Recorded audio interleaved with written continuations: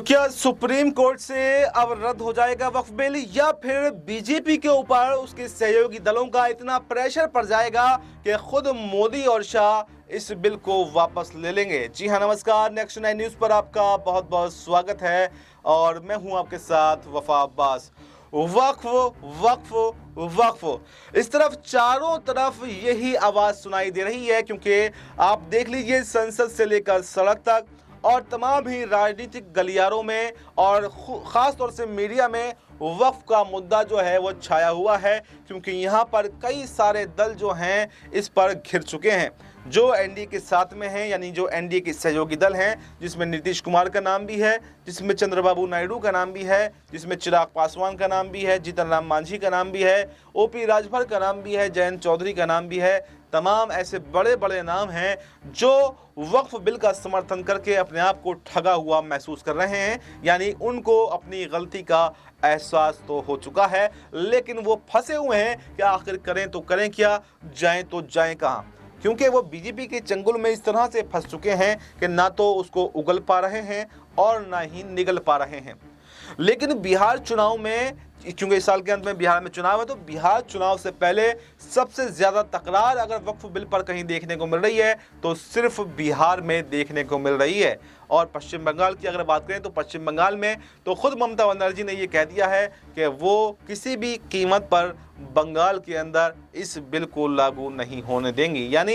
ये अब इस बिल को लेकर सुप्रीम कोर्ट में भी चुनौती दी गई और खुद एक तरफ नीतीश कुमार जो है वो समर्थन कर रहे हैं इस बिल का, वोट किया उन्होंने बीजेपी के पक्ष में। लेकिन एक बीजेपी के ही नेता, एक जेडीयू के ही नेता यानी नीतीश कुमार की पार्टी के नेता सुप्रीम कोर्ट पहुंच गए हैं। कई सारे ऐसे दल हैं जो सुप्रीम कोर्ट का दरवाजा खटखटा चुके हैं। खुद संभल से सांसद जियाउर रहमान बर्क यानी समाजवादी पार्टी के सांसद, वो भी सुप्रीम कोर्ट पहुंच गए हैं। तो एक तरफ जियाउर रहमान बर्क का जिक्र मैं इसलिए कर रहा हूं क्योंकि वो भी विवादों में घिरे रहे हैं। पहले उनके दादा शफीकुर रहमान बर्क हमेशा विवादों में घिरे रहे, और उसके बाद में जब से यहाँ पर संभल में मस्जिद और मंदिर का मुद्दा निकल करके आया तो उस मुद्दे पर भी जियाउर रहमान बर्क की मुश्किलें बढ़ती हुई दिखाई दी। संभल का पूरा प्रशासन उनको घेरता हुआ दिखाई दिया और अभी वक्फ मुद्दे पर चर्चा के दौरान ही संभल पुलिस उनके दिल्ली सांसद आवास पर एक नोटिस लेकर पहुंची कि आप जरा इस नोटिस के जवाब में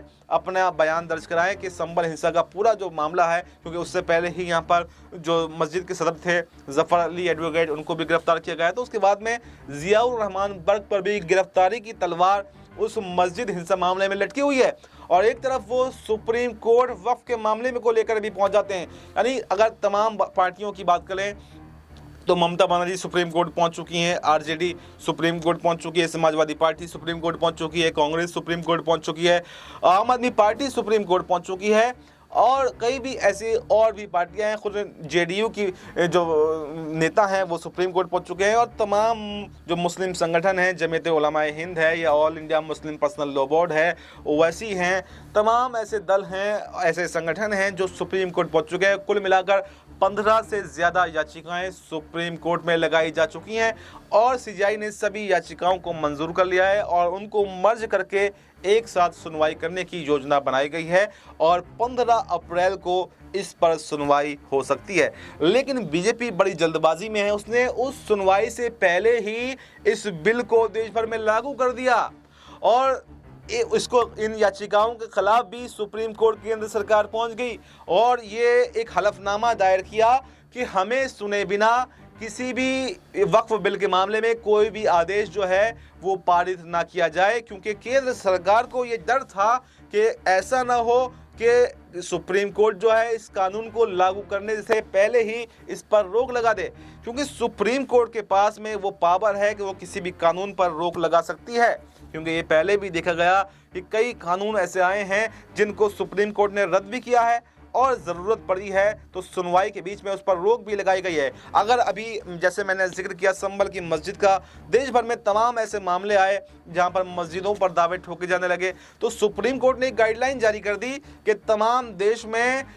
जो है निचली अदालतों को सुनने का कोई भी अधिकार नहीं है। जब तक कम से कम सुप्रीम कोर्ट में इस बात की सुनवाई ना हो जाए, क्योंकि इस पर जो है वर्शिप एक्ट बना हुआ है, तो और केंद्र सरकार को भी इसमें जवाब मांगा। यानी जो है सुप्रीम कोर्ट काफ़ी सख्त ऐसे मामलों में दिखाई देता है, तो उससे पहले ही यहाँ पर केंद्र सरकार जो है सुप्रीम कोर्ट पहुँच गई ताकि इस बिल पर कोई भी रोक ना लग पाए। लेकिन ये देखना काफ़ी दिलचस्प होने वाला है कि क्या केंद्र सरकार की सुनवाई से सुप्रीम कोर्ट राजी हो जाएगा, क्या उनके पक्ष से सहमत हो जाएगा, या फिर इस बिल को रद्द कर सकता है और इस बिल को रोकने का भी प्रयास कर सकता है। और सुप्रीम कोर्ट के पास में वो पावर है कि वो किसी भी बिल को रद्द कर सकता है, क्योंकि इलेक्टोरल बॉन्ड का मामला हमारे सामने है। क्योंकि अभी पिछले साल चुनाव से पहले ही इलेक्टोरल बॉन्ड को भी लोकसभा राज्यसभा से पास करवाया गया था, राष्ट्रपति के साइन उस पर हुए थे, लेकिन उसके बावजूद यहाँ पर सुप्रीम कोर्ट ने उसको रद्द कर दिया। हालांकि लंबी सुनवाई चली, देखिए कोई तत्काल प्रभाव से निर्णय तो सुप्रीम कोर्ट इस पर भी नहीं लेगा, लेकिन इस पर रोक जरूर लगा सकता है। और जब तक इस पर सुनवाई नहीं होगी रोक जारी रहेगी, और बहुत जल्द यानी कि 1 आध साल के अंदर इस पर सुनवाई पूरी करने के बाद में इस बिल को निरस्त भी कर सकता है। क्योंकि जब कोई बिल संसद के द्वारा से पारित होकर के आता है तो उसको रिव्यू करने में टाइम ज़रूर लगता है, दोनों पक्षों को सुना जाता है। जल्दबाजी में कोई फैसला यहाँ पर सीजीआई नहीं लेना चाहेंगे, और सीजीआई का कार्यकाल भी अप्रैल में ही लास्ट में जो है ख़त्म हो रहा है। तो ऐसे में ये देखना भी काफ़ी दिलचस्प होगा कि इस सीजीआई ने तो इन याचिकाओं को मंजूर कर लिया, लेकिन जो अगले आने वाले सीजीआई होंगे क्या वो इसमें कोई इंटरेस्ट दिखाएंगे, क्या इसको रद्द करेंगे, क्या और भी ज़्यादा आक्रामक तरीके से काम करेंगे, या फिर इस कोई नरम दिल सीजीआई आ जाता है तो वो इस पर सुनवाई नहीं भी करेगा। ये देखना आने वाले समय में काफ़ी दिलचस्प होने वाला है। तो अब सवाल ये है कि आखिर वक्फ बिल में ऐसा है क्या, मुसलमान इसका विरोध क्यों कर रहे हैं, और इससे पहले ऐसे कितने और बिल हैं जो सुप्रीम कोर्ट के द्वारा रद्द किए जा चुके हैं। देखिए हालांकि अगर रद्द किए हुए बिलों की बात करें तो एक लंबी फहरिस्त है,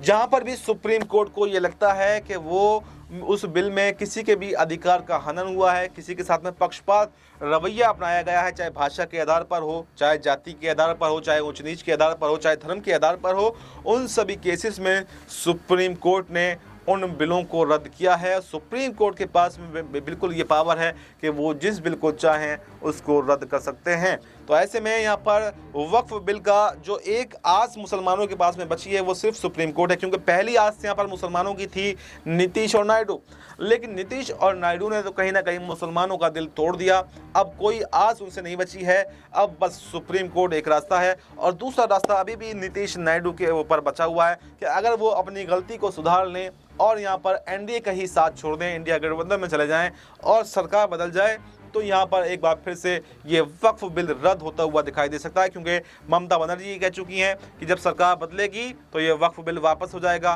खुद तेजस्वी यादव ये कह चुके हैं कि जब सरकार बदलेगी तो हम इस बिल को कूड़ेदान में फेंक देंगे। कांग्रेस भी इस बिल को लेकर जो है सुप्रीम कोर्ट पहुंची है और इस बिल के बिल्कुल भी समर्थन में नहीं है। तो ऐसे में ये देखा जा रहा है कि ये बिल बीजेपी के गले की फांस बन चुका है, या तो सुप्रीम कोर्ट इसे रद्द करेगा या फिर एनडीए के सहयोगी दल भी यहाँ पर बीजेपी से पलटी मारकर इंडिया गठबंधन में जाकर बड़ा खेल बीजेपी के साथ में कर सकते हैं और बीजेपी इस बिल को वापस लेने पर मजबूर हो सकती है। ऐसे में देखना काफी दिलचस्प होगा कि क्या कौन सा सुप्रीम कोर्ट पहले फैसला लेगा, या फिर नीतीश नायडू इस बिल पर पहले ही पलटी मारकर चुनाव से पहले कुछ बड़ा खेल करते हुए दिखाई देंगे। इस पूरे मुद्दे पर, पूरी खबर पर आपको क्या कुछ कहना है, कमेंट बॉक्स में अपनी राय जरूर दें, और बाकी देश दुनिया से जुड़ी तमाम बड़ी खबरों के लिए देखते रहें नेक्स्ट 9 न्यूज़।